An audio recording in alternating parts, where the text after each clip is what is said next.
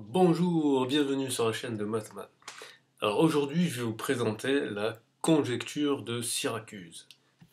C'est parti.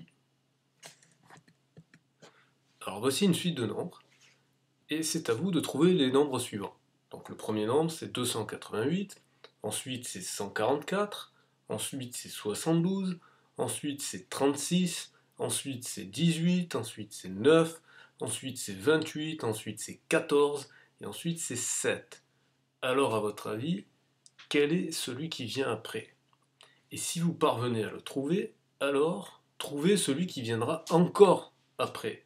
Et si vous parvenez à le trouver, alors essayez de continuer à trouver les nombres jusqu'à ce que vous observiez quelque chose de particulier et surtout que vous essayez d'établir la règle de la construction de ce processus. Alors je vous recommande de mettre pause sur la vidéo, de prendre un bout de papier et d'essayer, et de chercher, de vous gratter un petit peu le menton. Et une fois que vous avez essayé, que vous avez peut-être trouvé, hein, parce que c'est possible de trouver, eh bien je vous invite à revenir sur la vidéo et regarder la suite. Donc, je considère que vous avez cherché par vous-même, et maintenant je vais vous dévoiler la solution. Donc après le 7, c'est le nombre 22 qui vient. Après le nombre 22, c'est le nombre 11 qui vient. Après le nombre 11, c'est le nombre 34 qui vient. Après le nombre 34, c'est 17, puis 52, puis 26, puis 13, puis 40, puis 20, puis 10, puis 5, puis 16, puis 8, puis 4, puis 2, puis 1, puis à nouveau 4, puis à nouveau 2. Ah, peut-être que vous commencez à observer quelque chose. Une fois qu'on a 4, on a 2, une fois qu'on a 2, on a 1, et après on repasse à 4, et donc du coup ça s'arrête jamais. C'est une boucle sans fin. Donc c'est pour ça qu'en fait on va s'arrêter lorsque on va obtenir 1. Alors voici maintenant, ou peut-être mettez pause sur la vidéo, essayez à partir de là de deviner la règle. Donc je vous invite à mettre à nouveau pause sur la vidéo et à chercher par vous-même la règle. Bon, maintenant, j'estime que vous avez mis pause sur la vidéo, que vous avez cherché par vous-même et que vous revenez ici pour avoir l'explication de cette solution. La voici. Donc en fait, la procédure est la suivante. On choisit un nombre entier positif, quel qu'il soit, du moment qu'il est supérieur ou égal à 1. Si c'est un nombre pair, alors on le divise par 2. Sinon, on le multiplie par 3 et on ajoute 1. Ce qui fait qu'on obtiendra à nouveau un nombre pair. Puisque si c'est un nombre impair multiplié par 3 qui est aussi un nombre impair, le produit de deux nombres impairs donne un nombre impair. Et en ajoutant 1, eh bien on obtient un nombre pair. On répète cette étape 2 jusqu'à atteindre le nombre 1. Donc ceci est ce qu'on appelle la conjecture de Syracuse. Syracuse comme l'université américaine de Syracuse. Vous pouvez aussi peut-être l'entendre sous le nom de la conjecture de Collatz, du nom du mathématicien hongrois qui... c'est un peu devenu une légende cette histoire. Donc je vais vous la raconter brièvement.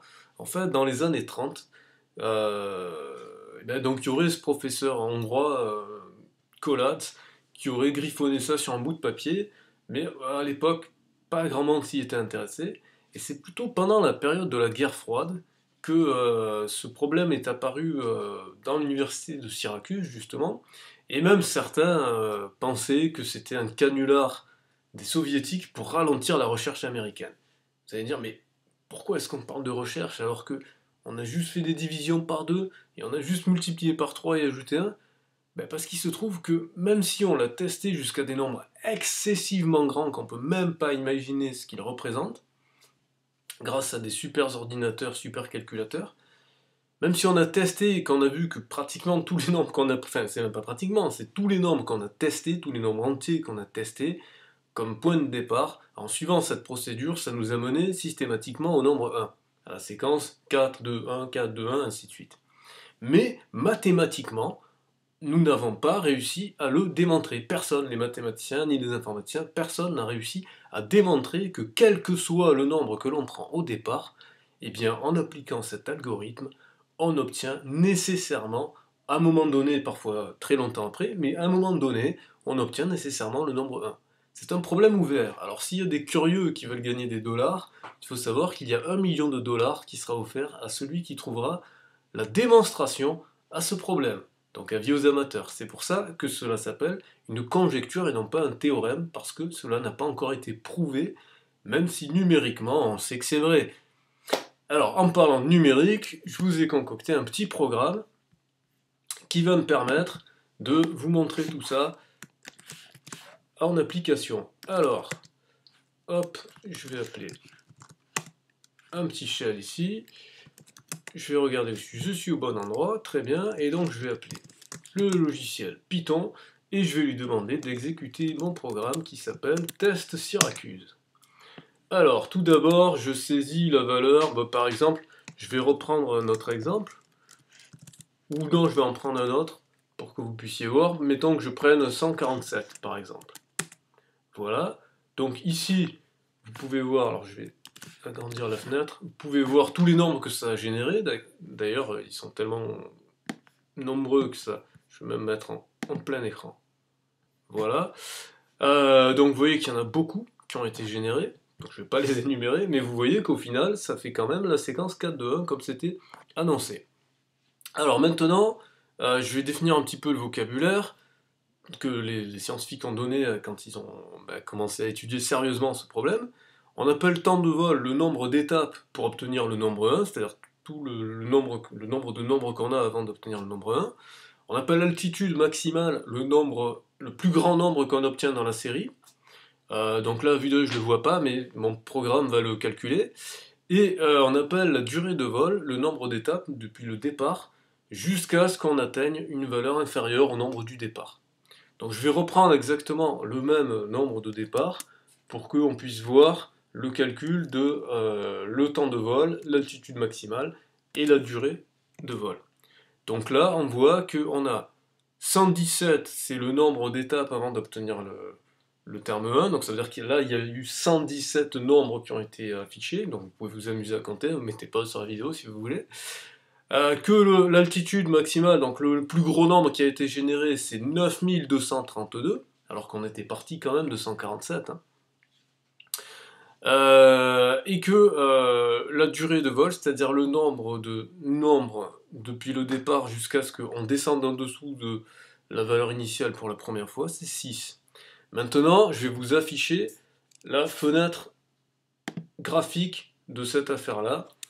Donc en prenant le même nombre de départ. Voilà, donc ici vous avez le graphique, alors je vais peut-être l'agrandir, voilà. Donc ça c'est le graphique de la trajectoire du nombre 147, donc on voit que c'est absolument chaotique, mais on voit que ça finit quand même par s'écraser à 1. Voilà, je vous laisse sur cette belle vision graphique d'un problème totalement numérique, et toujours ouvert. Voilà, donc avis aux amateurs, et aux curieux et aux gens très motivés, parce que je vous le dis honnêtement, il y a beaucoup de grands mathématiciens qui se sont cassés les dents, et je vous laisserai sur une phrase d'un très grand mathématicien hongrois qui s'appelle Paul Erdos, qui a dit « Les mathématiques ne sont pas prêtes pour résoudre le problème de 3x plus 1 ». Voilà, j'espère que ça vous a plu, et je vous souhaite une bonne journée, une bonne soirée selon l'heure à laquelle vous verrez cette vidéo, et je vous dis à demain pour une prochaine vidéo.